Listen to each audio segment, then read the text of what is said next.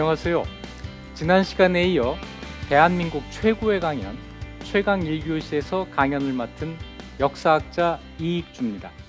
지난 강연에서는 다양성과 개방성이 살아있는 고려, 황제국 고려에 대해서 강연을 했습니다.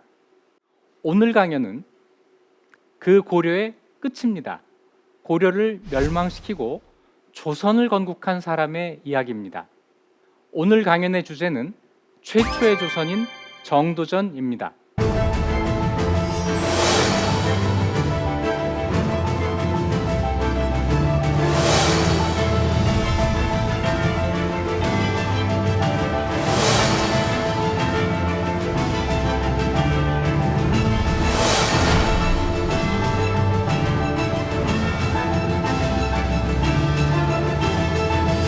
조선은 혁명으로 세운 나라입니다. 이상하게 들리실지 모르겠지만 조선은 전쟁으로 세워진 나라가 아닙니다. 놀랍게도 우리 역사상 많은 나라들은 전쟁을 통해서 만들어졌습니다. 거의 조선이 유일하게 전쟁을 거치지 않고 세워진 나라라고도 할 수가 있겠습니다. 혁명, 정도전 스스로도 자신의 행동을 혁명이라고 이야기를 합니다. 그때 혁명은 옛날말 혁명입니다. 한자 그대로 천명을 바꾸는 것, 천명을 혁하는 것, 그것이 혁명입니다. 왕을 바꾸는 것이 혁명이란 말인데요. 그 왕의 성씨가 바뀌게 되면 이제는 역성혁명이라고 하게 되는 것이죠. 하지만 우리가 요즘 사용하고 있는 4월 혁명, 프랑스 대혁명, 이것은 저런 의미의 혁명이 아닙니다. 영어의 레볼루션의 번역어죠. 조선 건국이 단순히 왕을 고치는 데 그치지 않은 사회 체제를 근본적으로 바꾼 혁명이었느냐, 레볼루션이었느냐 하는 것은 조선 건국의 의미에 대한 평가와 관련되는 문제일 것입니다. 자, 이 질문부터 시작해 보겠습니다. 조선 건국의 주인공은 누구인가? 이 질문에 대해서 가장 먼저 나오는 대답은 아마 이성계일 것입니다. 조선을 건국했고 조선의 첫 번째 국왕이 되었던 이성계가 조선 건국의 주인공이었다. 이렇게 이야기해도 틀리지 않는 대답입니다. 하지만 고등학생쯤이 된다면 대답이 달라지죠. 신진사대부 이렇게 나올 것입니다. 그리고 신흥무장도 중요한 역할을 했다. 하지만 저는 오늘 이 질문의 대답을 정도전이라고 쓰고 싶습니다. 왜냐하면 정도전은 그 스스로가 신진사대부였고 신진사대부와 신흥무장의 결합을 가능하게 했고 조선 건국에 정당성을 부여했고 그래서 조선 건국이 단순한 왕실의 교체, 왕위 찬탈에 그치지 않도록 하는데 결정적인 역할을 했기 때문입니다. 혁명에 성공한 사람, 정도전. 자, 그에 대해서 살펴보겠습니다. 정도전의 고향은 경상도 봉화입니다.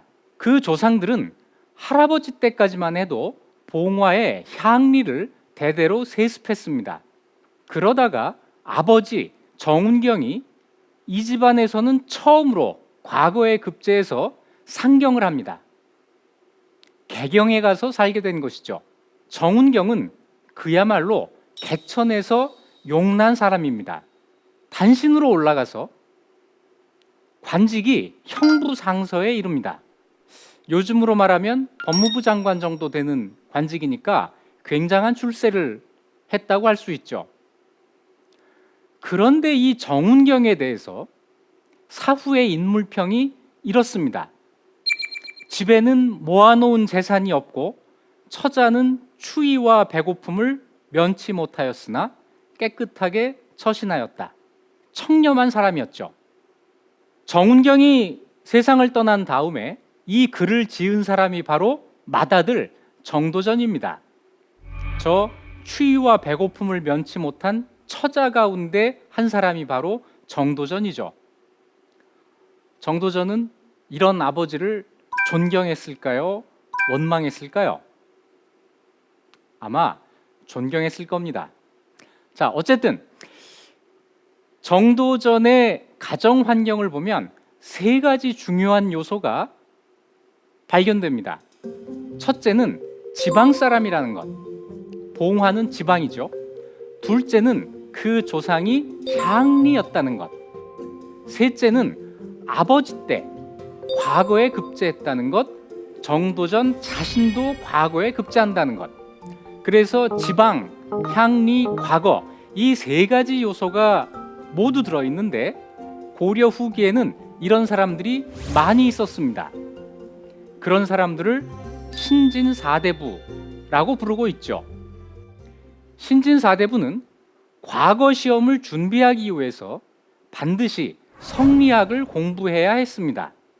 고려 후기의 성리학, 우리가 알고 있듯이 원나라에서 들어온 그 성리학은 이후 조선에서 발달하는 이기 철학으로서의 성리학이 아니었습니다. 리라든지 기라든지 하는 철학적인 논의가 아니라 수기치인, 나를 닫고 다른 사람을 다스린다 라고 하는 지배 계층의 경세론이었습니다. 이런 학문이 원에서 들어왔고 지방 향리 출신의 젊은이들이 그것을 공부해서 과거에 급제했던 것이죠. 이 신진사대부들은 옛날 송나라 때 범중엄이라고 하는 재상이 한 이 말을 아주 감명 깊게 받아들입니다. 범중엄이 이렇게 말했습니다. 나는 천하의 근심에 앞서서 근심하고 천하의 즐거움을 뒤로 하여 즐거워한다. 세상 모든 사람들이 근심하기 전에 내가 근심하고 세상 모든 사람들이 모두 즐거워한 다음에야 나는 즐거워하겠다. 세상에 대한 나의 바로 사대부의 책임의식을 표현한 말이라고 평가가 됩니다. 이 말을 고려 후기에 신진사대부들이 늘 외우고 다녔다고 하죠. 지방의 향리 가문에 과거에 급제한 그런 사람들이 사회에 대한 책임의식을 가지고 있는 이런 사회. 자, 뭔가 새로운 힘이 아래로부터 솟아오르는 그런 느낌이 들지 않으세요? 이것이 바로 고려 후기, 고려 말의 사회입니다.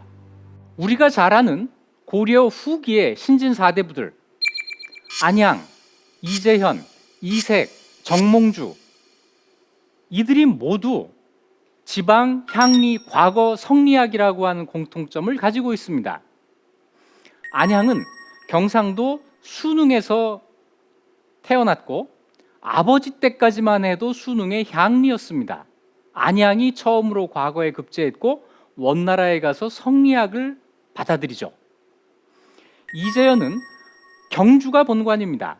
할아버지 때까지 경주의 향리였고 아버지 이진이 처음으로 과거에 급제하고 이재현도 과거에 급제합니다.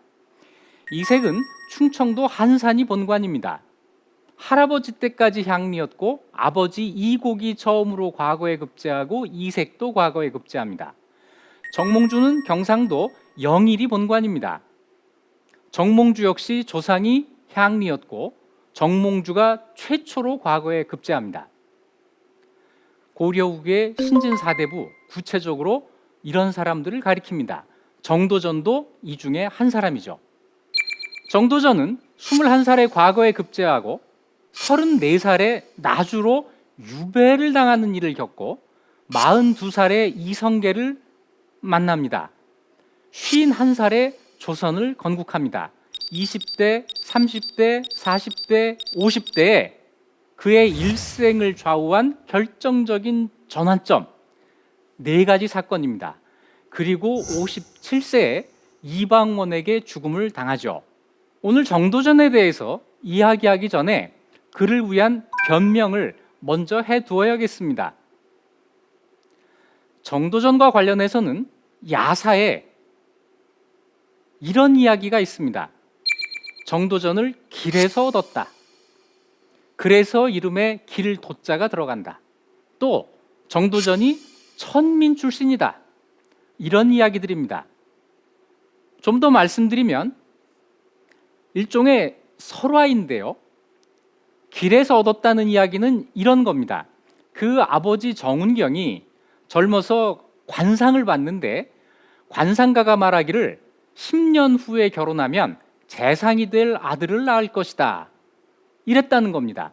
그 말을 듣고 정운경이 금강산에 들어가서 10년 동안 수양을 하고 내려오다가 지금 단양의 삼봉입니다. 도담 삼봉이라고 하는 그 삼봉에서 큰 비를 만나서 길에서 큰 비를 만나서 비를 피하다가 우시성을 가진 여인과 결혼을 했고 거기서 정도전이 태어났다는 이야기죠.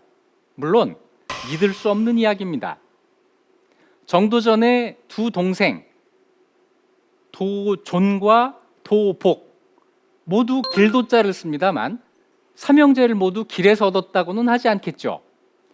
이 길도자는 눈에 보이는 그 길이 아니라 성리학에서 이야기하는 도입니다. 성리학자였던 정운경이 아들들의 이름을 도를 전하고 도를 보존하고 도를 회복하고 이런 아주 높은 뜻을 담아서 이름을 지었는데 그게 길도자라서 길에서 얻었다. 이건 너무한 거죠. 둘째, 천출이다. 이 이야기는 정도전의 어머니와 관련이 됩니다. 단양지방에서 전해오는 이야기인데요.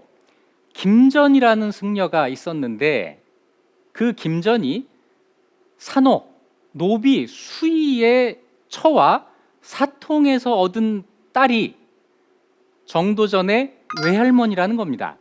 이렇게 되면 정도전의 외할머니가 천민이 되고 그렇게 되면 정도전의 어머니도 천민이 됩니다.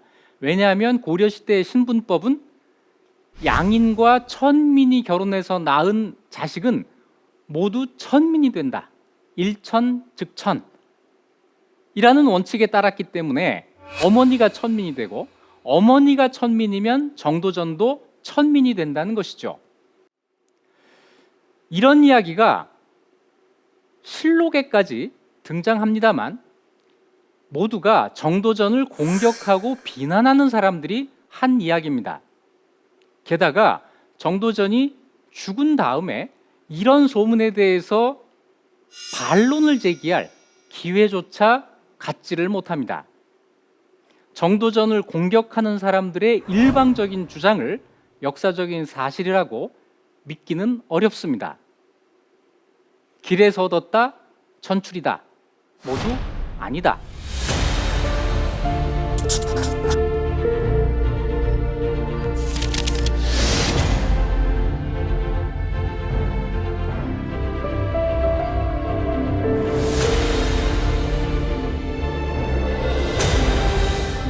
정도전이 과거의 급제에서 관리가 되었을 때 그때 국왕이 공민왕이었습니다. 공민왕은 1356년에 반원개혁에 성공합니다. 무려 100년 가까이 지속되었던 원의 간섭을 물리치고 고려의 자주권을 회복한 그야말로 쾌거라고 할 수가 있는데 그 주인공이 바로 공민왕이었습니다. 공민왕은 원의 세력을 몰아내는 데 그치지 않고 고려에서 개혁을 시작합니다. 원의 간섭을 받는 동안 흐트러진 국가의 질서를 바로잡는다. 이때 공민왕의 표가 일국갱시라는 것이었습니다. 온 나라를 다시 시작한다. 옛날 왕건이 세웠을 때 그때 기분으로 나라를 새롭게 만들겠다는 포부를 가지고 개혁에 착수합니다. 개혁의 내용은 두 가지였습니다. 첫째, 권세가들이 억지로 빼앗은 토지를 본래 주인에게 돌려줄 것. 둘째, 권세가들이 억지로 노비로 삼은 사람을 본래 신분으로 회복시켜줄 것. 토지와 노비 문제, 이 두 가지 문제에 집중해서 공민왕이 개혁을 시작합니다. 하지만 이 개혁은 대단한 반대에 부딪힙니다. 대부분의 권세가들이 토지와 노비 문제에서 불법을 행하지 않은 사람이 없었기 때문에 아무리 왕이 추진한다 해도 반대를 할 수밖에 없었던 것이죠. 공민왕은 신진사대부들에게 주목합니다. 개혁을 이끌 수 있는 적합한 사람들. 그런데 공민왕이 볼 때 신진사대부는 유약하고 용기가 없다, 이렇게 비쳤습니다. 그래서 신진사대부가 아니라 승려였던 신돈을 중심에 세워서 개혁을 추진해 나갑니다. 신돈이 발탁된 이유는 이 세상에 연고가 있는 사람들이 없다 하는 점이었습니다. 자기의 사익을 위해서 개혁을 망칠 이유가 없는 사람, 이 신돈을 전면에 세우고, 그리고 신진사대부들이 신돈을 도와서 개혁을 추진하기를 바랬습니다. 신진사대부들에게 선물을 줍니다. 몇 년 전에 홍건적이 개경을 불태울 때 성균관이 불타 없어졌는데 그것을 새로 지어주고, 그뿐 아니라 그 당시 신진사대부들의 존경을 받고 있던 이색을 성균관의 겸대사성에 임명하고, 정도전이라든지 정몽주라든지 이숭인이라든지 명망 있는 신진사대부들을 교관으로 임명해서 성리학을 교육하도록 한 것입니다. 자연스럽게 성균관에 이색, 정몽주, 정도전, 이숭인 같은 신진사대부들이 모여서 학문적인 토론을 하고, 그것에 바탕을 두고 현실의 정치에 대해서 논의를 하게 됐을 것입니다. 이러면서 신진사대부들이 세력을 결집하고 공민왕의 개혁을 지지하는 정치 세력으로 성장해 나갑니다. 하지만 이 개혁은 결국 실패로 끝납니다. 개혁의 대상이 되었던 권세가의 반격이 그만큼 강했던 것이죠. 먼저 공민왕을 대신해서 개혁의 전면에 섰던 신돈이 모함을 받아서 죽음을 당합니다.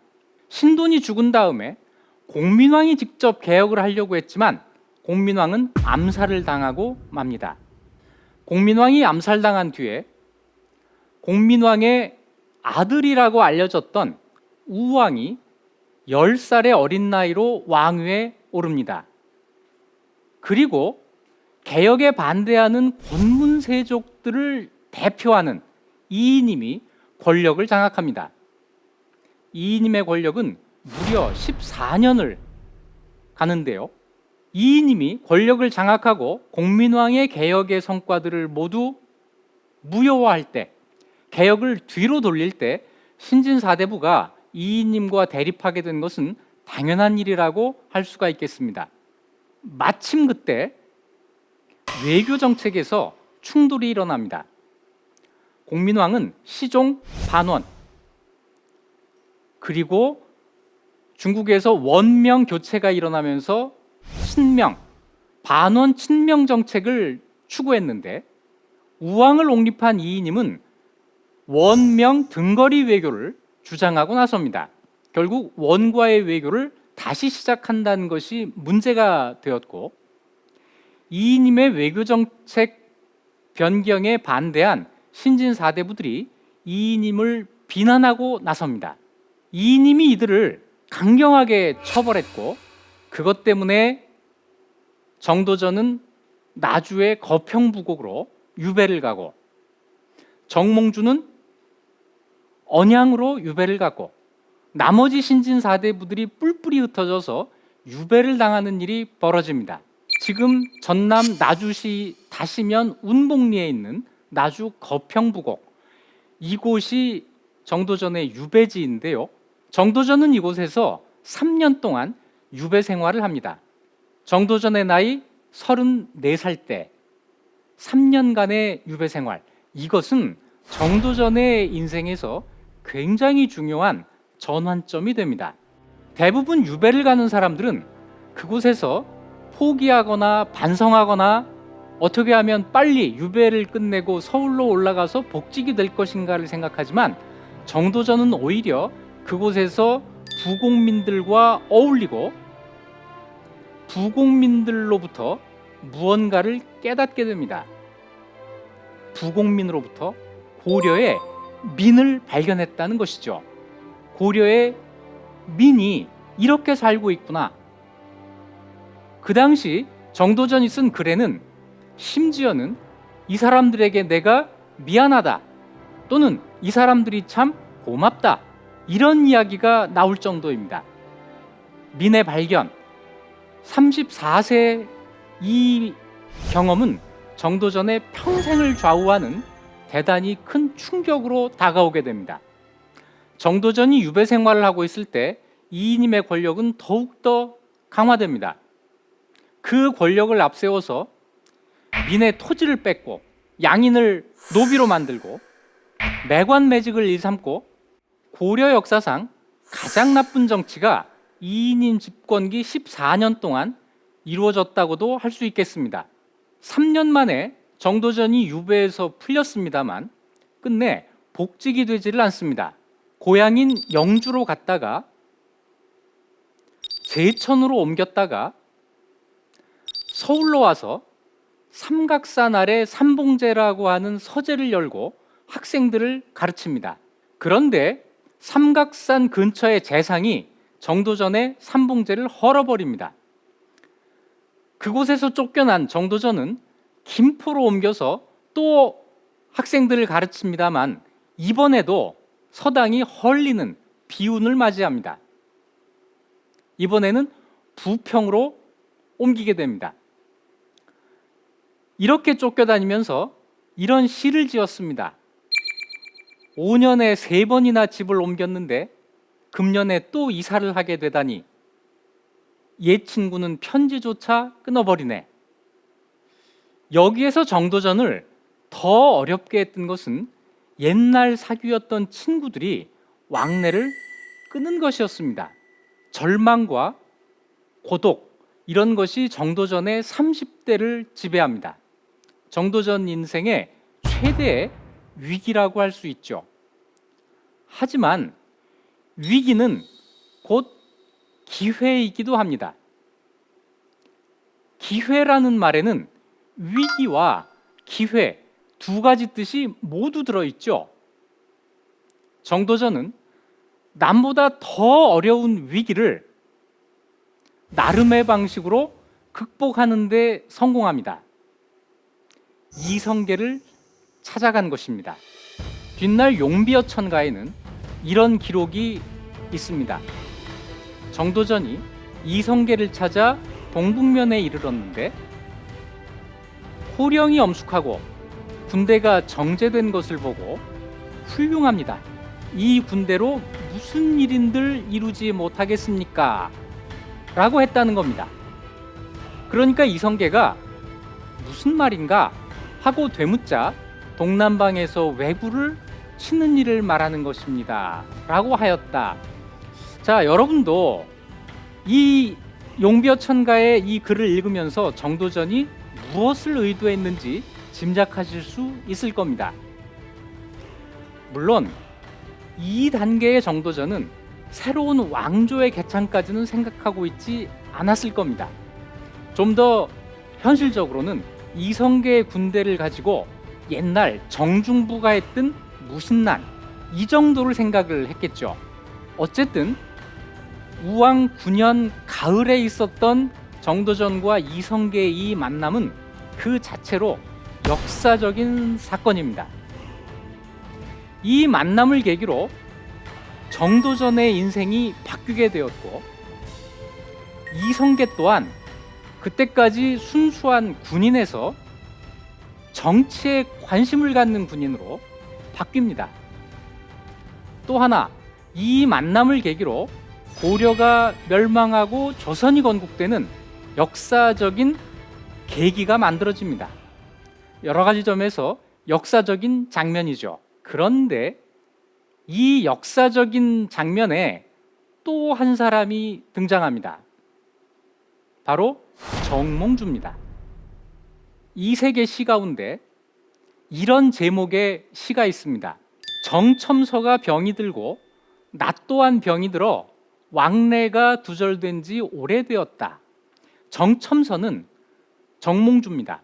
첨서는 관직 이름이고 정몽주가 첨서를 역임했던 것이죠. 그런데 이 집이라고 하는 사람이 와서 이르기를 내일 정첨서가 동북면에 간다고 하더라. 이렇게 이색에게 알려준 겁니다. 자, 시 제목 가운데 이런 내용이 나오는데 이 시를 지은 시기가 우왕 9년 7월의 일입니다. 정도전이 이성계를 만난 시기가 우왕 9년 가을이죠. 이건 7월입니다. 옛날 음력으로 7월은 가을이죠. 세 사람이 한 자리에 있었던 것입니다. 아마도 정도전이 불쑥 이성계를 찾아가기는 어려웠을 것이고 평소에 알고 있던 정몽주를 통해서 이성계를 만났을 가능성이 큽니다. 이성계와 정몽주는 그 이전에 만난 적이 있었습니다. 여기에서 정몽주가 등장하는데요. 정몽주와 정도전의 관계는 한마디로 막역했다 이렇게 표현할 수 있습니다. 정도전이 16살 되던 해에 과거 공부에 뜻을 둡니다. 그런데 그때 친구가 와서 저기 정몽주라는 사람이 있는데 정말 대단하다더라 이런 이야기를 하는 겁니다. 정몽주가 37년생, 정도전이 42년생이니까 5살 아래죠. 그러니까 중학교 3학년 나이에 정도전이 대학생이었던 정몽주의 이름을 듣게 된 겁니다. 그리고 몇 년 뒤에 정몽주가 과거에 장원급제를 하는데 이 장원급제는 아주 특별합니다. 고려시대의 과거는 초장, 중장, 종장 3단계를 거치게 되는데 정몽주는 이 3단계를 모두 장원을 해서 시중에 유명한 사람이 됐던 것이죠. 그 이후에 정도전이 정몽주를 찾아가서 한 수 가르쳐 주십시오라고 했던 것인데 이러면서 청소년이었던 정도전에게 정몽주는 일종의 롤모델이 됐던 것이죠. 두 사람의 친교는 이렇게 시작이 됩니다. 이후에 정도전이 25살에 부친상을 당해서 고향으로 내려가 있을 때 정몽주가 맹자를 보내주면서 이 책을 한번 읽어봐라 이렇게 권장을 했다고 합니다. 정도전은 정몽주에 대해서 동시무, 마음을 같이 하는 벗이라고 표현을 합니다. 시작은 5살 차이의 형 동생이었지만 20대 후반으로 넘어가면서는 아마 친구처럼 지내게 됐겠죠. 유배중에 쓴 시에서 동시무라고 하는 표현이 나옵니다. 45살 되던 해에 지은 글에서는 이런 문장이 나옵니다. 내가 선생을 가장 잘 안다고 하여도 분에 넘치는 말은 아닐 것이다. 정몽주에 대해서 가장 잘 아는 사람이 바로 나다. 이런 이야기를 하고 있는 것이죠. 그만큼 막역한 사이입니다.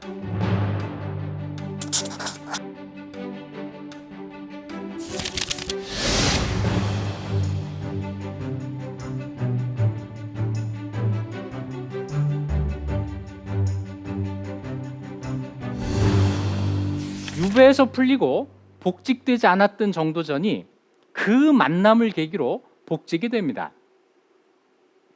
정몽주가 중국의 명나라 남경으로 신하로 가는데 그 서장관으로 정도전이 수행을 합니다. 이것이 복직된 것이니 이 복직에는 이성계나 정몽주의 도움이 있었다고 볼 수가 있겠습니다. 그리고 얼마 뒤에 이성계가 위화도에서 회군하고 권력을 잡습니다. 그리고 이성계는 신진 사대부들을 등용해서 그들이 주장하는 개혁을 후원합니다. 이때 신진 사대부들이 가장 시급하게 할 개혁으로 손꼽은 것이 토지제도의 개혁이었습니다. 그 토지제도의 개혁의 내용은 이런 것입니다. 고려시대에는 농민들이 자기 토지를 소유하고 그것을 경작해서 생산한 수확물의 10분의 1을 국가에 조세로 납부하게 돼 있었습니다. 소득세 10% 이런 셈이죠. 그러면 국가에서는 농민들이 낸 조세를 모두 모아서 관리들에게 나누어주게 되었을 텐데 교통이 발달하지 않은 상태에서 지방의 조세를 모두 서울로 모았다가 다시 지방으로 내려보내는 불편함이 있었고, 그래서 생각해낸 것이 관리에게 직접 가서 받아가도록 한 제도였습니다. 이 제도, 여기서 만들어지는 것이 수조권이라고 하는 것인데요, 어느 때인가부터 관직에서 물러난 사람들이 이 수조권을 불법적으로 행사하는 일이 반복됩니다. 관직에서 물러난 사람이 계속 가서 농민에게 10분의 1씩을 받아간 거죠. 이러면 농민의 입장에서 볼 때는 옛날 받아가던 사람에게 10분의 1 내고 새로 수조권이 설정된 관리에게 또 10분의 1을 내야 되는 2배의 부담이 생깁니다. 시간이 더 지나가면 3사람, 4사람, 5사람 이렇게 늘어나게 되겠죠. 고려 말에 다소 과장된 기록에 따르면 8명, 9명이 와서 받아갔다는 겁니다. 이러면 농민들의 생활이 궁핍해질 수밖에 없었겠죠. 이 문제를 해결해야 된다. 그래서 선두에 선 사람이 조준이라는 사람이었습니다. 조준의 주장은 불법적으로 10분의 1씩 거두어가는 수조권을 모두 폐지해야 된다라는 것이었습니다. 어떠세요? 여러분 생각하기에도 너무나 당연한 주장이죠. 그런데 이 당연한 주장이 쉽게 받아들여지지 않습니다.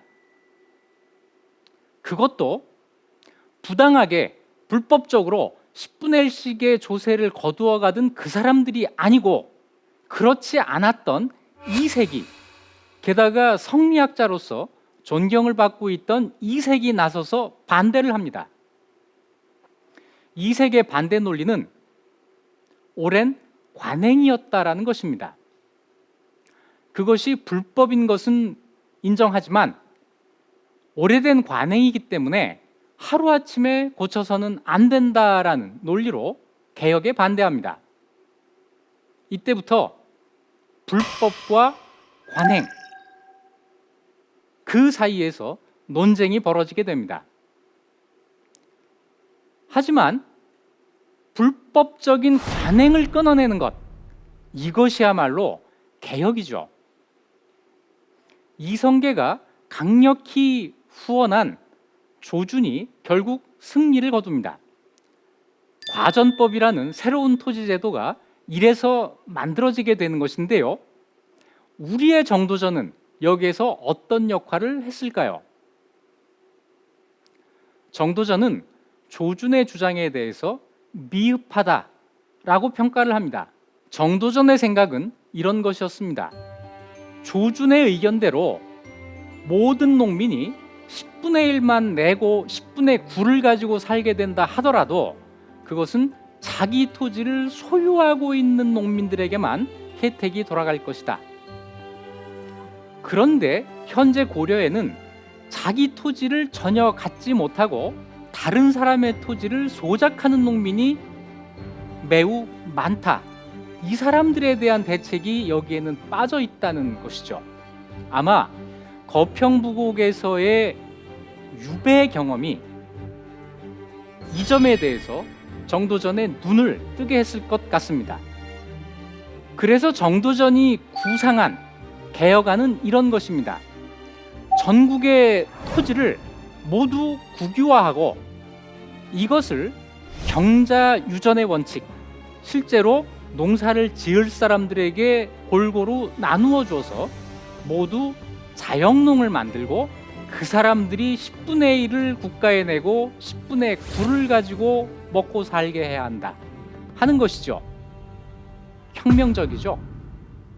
그 당시에도 이런 구상은 받아들여지지 않습니다. 그래서 정도전 자신도 이 주장을 드러내놓고 하지는 못합니다. 그리고 뒤에 내 생각은 이랬다라고 하는 기록을 남기게 되는데요, 여기에서 정도전의 남다른 모습 하나가 보입니다. 토지개혁을 하는 원칙이 무엇인가? 우리가 지금 할 수 있는 개혁이 무엇인가를 먼저 생각한 것이 아니고 우리가 지금 해야 하는 개혁이 무엇인가를 먼저 생각한다는 점이죠. 해야 될 일을 먼저 정하고 어떻게 하면 그 일을 할 수 있을까를 생각하는 생각의 방향, 이것이 정도전에게서 보입니다. 남다른 모습이죠. 그리고 여기에는 토지를 갖고 있지 않은 수많은 민, 그 민에 대한 배려가 들어 있습니다. 이 상황에서 정도전이 이런 질문을 던집니다. 군주가 민심을 이루면 어떻게 해야 하는가? 이 질문은 우리 역사에서 처음 나온 대단히 의미 있는 질문입니다. 그리고 맹자를 인용해서 군주가 민심을 이루면 혁명을 해야 된다라는 답을 유도합니다. 혁명의 정당성이 이렇게 해서 만들어진 것이죠. 정몽주는 이런 질문에 대해서 다른 대답을 내놨습니다. 민심을 잃어도 군주에게 충성해야 된다. 정몽주는 정도전에게 불충했다, 충성하지 않았다라고 이야기하겠지만 제가 보기에 정도전은 정몽주에게 그 충성이 무엇을 위한 충성이었는가 하는 것을 물었을 것입니다. 조선이 건국된 다음에 정도전은 이런 말을 합니다. 임금의 자리는 높기로 말하면 높고 귀하기로 말하면 귀하다. 그러나 천하는 지극히 넓고 만민은 지극히 많다. 한번 그들의 마음을 얻지 못하면 아마 크게 염려할 일이 생기게 되리라. 아래 백성들은 지극히 약하지만 힘으로 위협할 수 없고 지극히 어리석지만 꾀로 속일 수 없다. 그들의 마음을 얻으면 복종하고 그들의 마음을 얻지 못하면 배반한다. 그들이 배반하고 따르는 그 차이는 털끝만큼도 되지 않는다. 백성, 민이 어떻게 하는가 하는 것이 중요하다. 이 사실을 정도전은 알고 있었던 것이죠. 혁명론으로 조선 건국을 정당화합니다. 조선이 건국된 다음에 정도전은 새나라 조선의 설계도를 구상합니다. 먼저 태조의 득위교서를 정도전이 짓습니다. 여기에는 새나라 조선을 어떻게 운영해 나갈 것인지에 대한 대체적인 방향이 나타나 있습니다. 정도전은 자기의 생각을 좀 더 구체화해서 조선 경국전이라는 책을 짓습니다. 이 책은 말 그대로 조선의 설계도입니다. 그 설계도에 들어있는 특징적인 내용 몇 가지를 소개하겠습니다. 먼저 재상론입니다. 정도전의 재상론은 한마디로 모든 정치는 재상에게서 나온다 하는 것입니다. 왕에게서 나오는 것이 아니라 재상에게서 나온다는 것이죠. 어떤 재상이냐? 능력 있고 깨끗한 사람, 이런 사람이 재상이 되어서 정치를 해야 된다. 그럼 국왕은 무슨 일을 하느냐? 능력 있고 깨끗한 사람을 재상으로 임명하고 뒤로 물러나야 된다.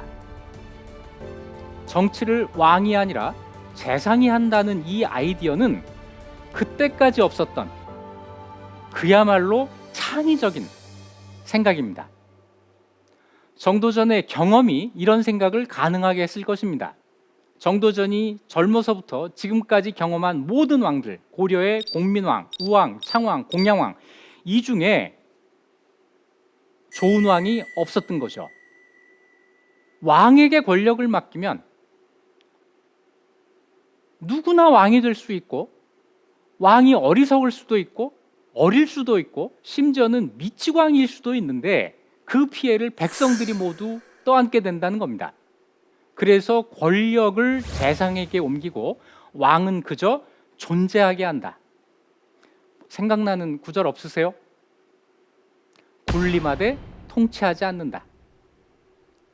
17세기의 영국에서 나왔던 이 말이 15세기 조선에서 등장했던 겁니다. 또 특징적인 것, 간관론입니다. 간관은 언관이라고도 하죠. 정치에서 언론의 중요성을 강조한 것입니다. 언론이란 정치를 비판하는 것입니다. 이것이 있어야 정치가 부패하지 않는다고 믿었던 것이죠.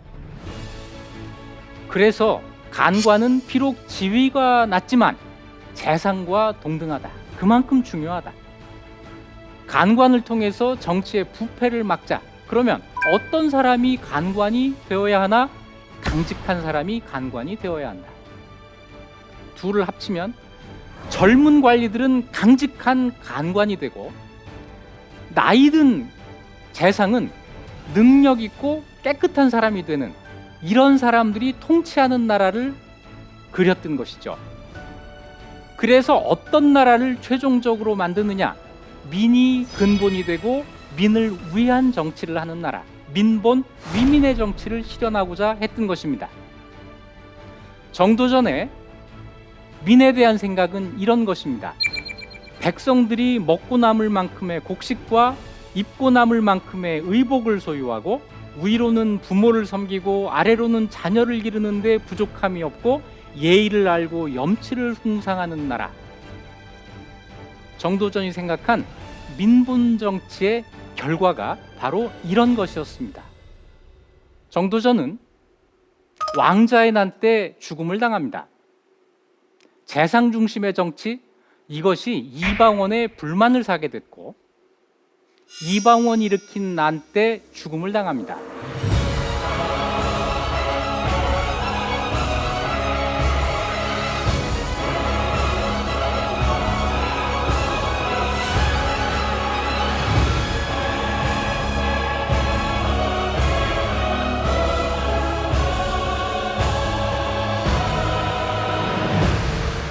중요한 사실은 정도전이 죽으면서 동시에 태조도 왕위에서 물러났다는 사실입니다. 정도전을 죽을 때까지 지지했던 태조 역시 왕위에서 물러나게 된 것이죠. 그리고 정도전의 죽음은 새로운 실험이 실패했음을 뜻합니다. 단순한 왕의 정치가 아니라 재상이 하는 정치, 이것이 실패한 것이죠. 이 정치의 실패가 어떤 결과를 가져오는지는 조선 왕실이 스스로 증명합니다. 태정, 태세, 문단세, 예성, 연까지 100년 동안, 15세기 100년 동안 조선 왕실에서 왕들만 서로 싸웠습니다. 왕들이 싸우지 않았으면 조선 초 15세기에는 싸움이 없었을 겁니다.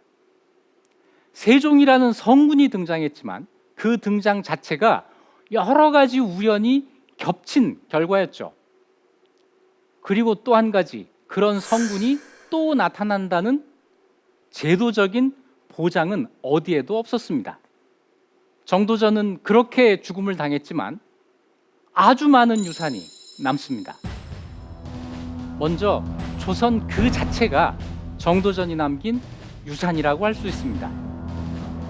정도전의 민본, 위민 정치는 세종의 위민 정치로 꼽히게 됩니다.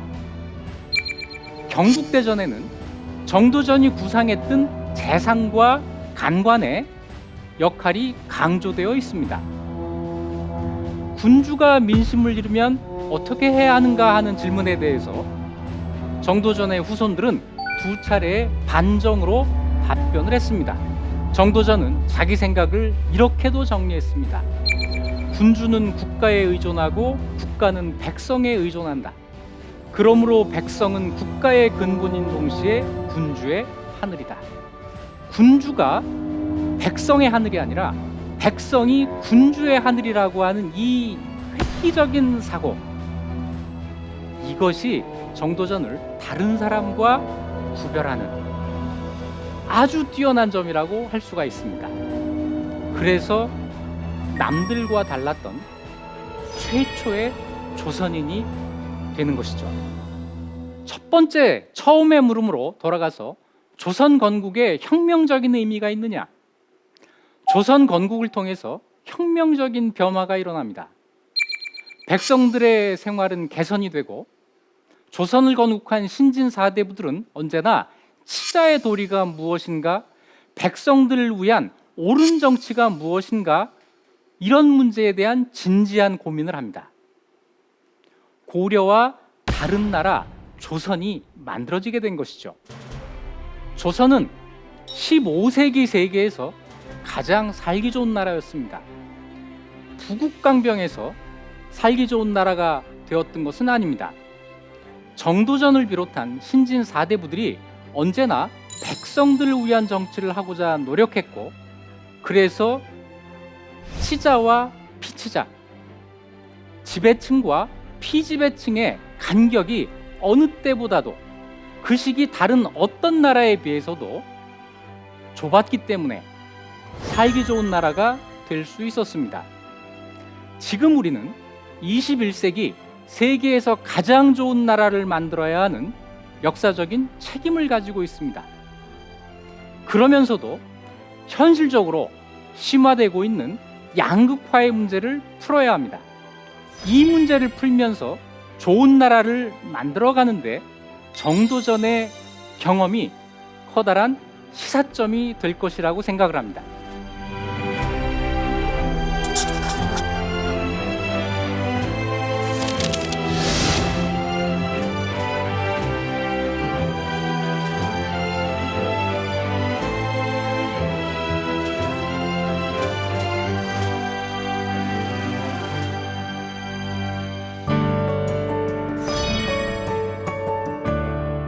마지막으로 오늘 강연을 한 문장으로 정리해 보겠습니다.